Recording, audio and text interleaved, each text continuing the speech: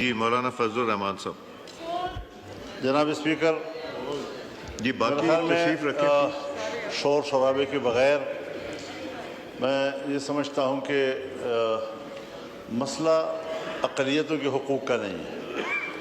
اقلیتوں کے حقوق کے لیے میرے خیال میں ہم سب کی سوچ ایک جیسی ہے، اس میں کوئی پرابلم نہیں ہے۔ بات ہے قانون کی۔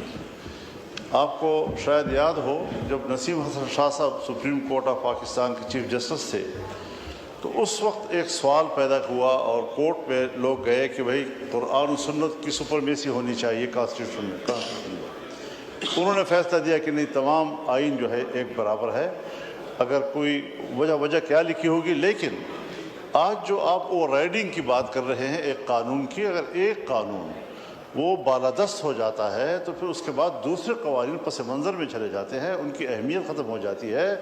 آپ اس طرح کا قانون کیوں لاتے ہیں کہ جس سے کل کوئی غلط فائدہ اٹھائے، چاہے میں غلط فائدہ اٹھاؤں، چاہے کوئی اقلیت غلط فائدہ اٹھائے، چاہے قادیانی غلط فائدہ اٹھائیں، تو ہم ایسے قانون کی طرف کیوں جا رہے ہیں؟ اور میں اگر آپ اجازت دیں تو کامران مرتضیٰ صاحب سے گزارش کروں کہ وہ اس کی مزید وضاحت کرنی چاہیے، اور گوہر صاحب بھی۔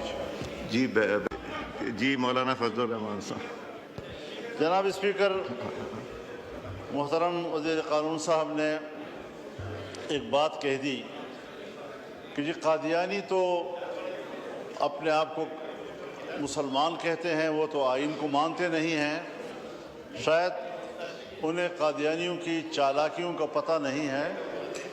جس وقت سن 1974 میں وہ غیر مسلم اقلیت قرار دیے گئے آئینی طور پر، اور جناب ذوالفقار علی بھٹو صاحب کی حکومت میں ان کو کچھ مخصوص نشستیں پنجاب اسمبلی میں دی گئیں 2 یا 3، تو وہ انہوں نے فل اپ کر لی۔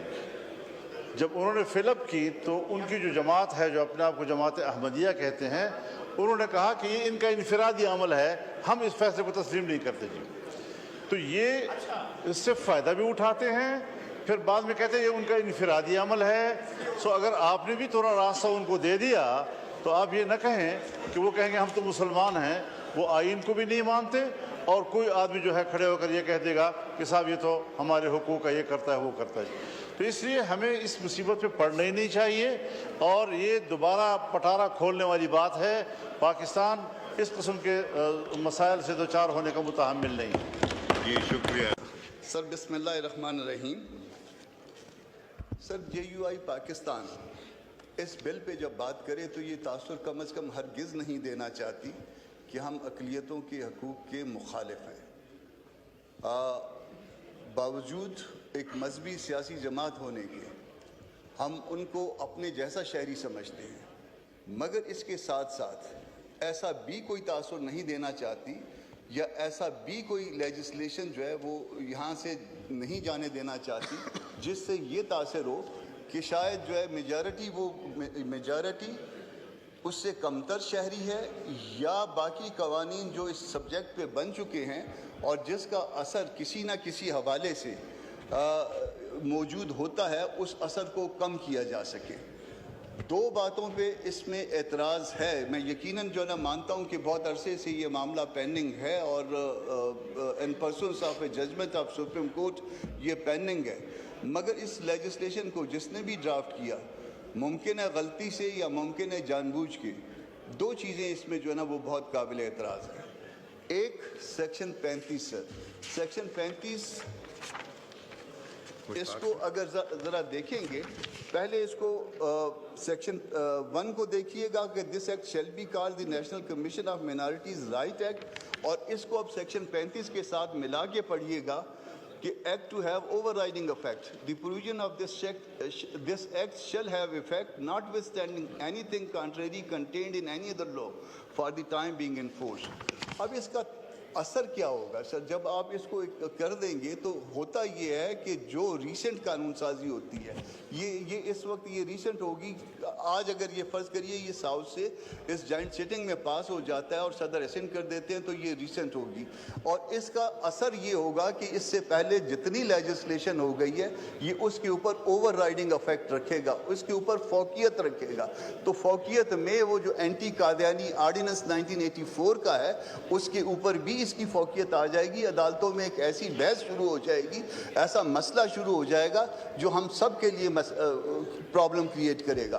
تو میری تارڑ صاحب سے بات ہوئی ہے, اعظم تارڑ صاحب سے متوجہ ہوں, اور انہوں نے بھی گو کہ اس میں ایک تجویز کی ہے امینڈمنٹ کی, مگر میرا خیال ہے کہ اس سیکشن کو, سیکشن 35 کو ایز اے ہول اومٹ کرنا ہوگا.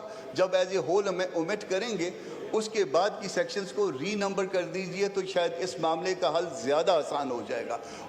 اس کے ساتھ ساتھ ایک اور بات بھی ہوئی ہے, میں نے ان کی توجہ جو ہے مبذول کروائی ہے سیکشن 12 کے کلاس ایچ پہ, جہاں پہ سو موٹو کا اختیار بھی آپ نے کمیشن کو دے دیا ہے. ایک طرف آپ عدالتوں سے سو موٹو کا اختیار لے رہے ہیں اور دوسری طرف کمیشنز کو یہ اختیار دے رہے ہیں. تو اگر کسی کو تکلیف کرنی ہے تو ایک 4 روپے کی درخواست جو ہے وہ اس کمیشن میں داخل کر سکتا ہے. تو یہ سو موٹو کا اختیار جو کمیشن کو دینا ہے, یہ بھی یقیناً آپ کے اپنے اس جو آپ نے ابھی امینڈمنٹس, ریسنٹ امینڈمنٹس کی ہیں, اس عمل کی منافی ہو جائے گی. تو یہ سو موٹو کا اختیار کمیشن کو دینا, عدالتوں سے لینا اور یہاں پہ دینا, یہ بھی درست نہیں ہے. تو یہ دو چیزیں کم از کم اومٹ کر دیں, تو یہ دو چیزیں اومٹ کرنے کے بعد جو ہے وہ اس کو کہہ سکتے ہیں کہ ہم قابل قبول ہو گیا ہے, اور اس پہ میرا خیال ہے کہ ان کو بھی کوئی اعتراض نہیں ہے. اعظم صاحب, میں آپ اس پہ صرف یہ جو ٹیکنیکل ایشو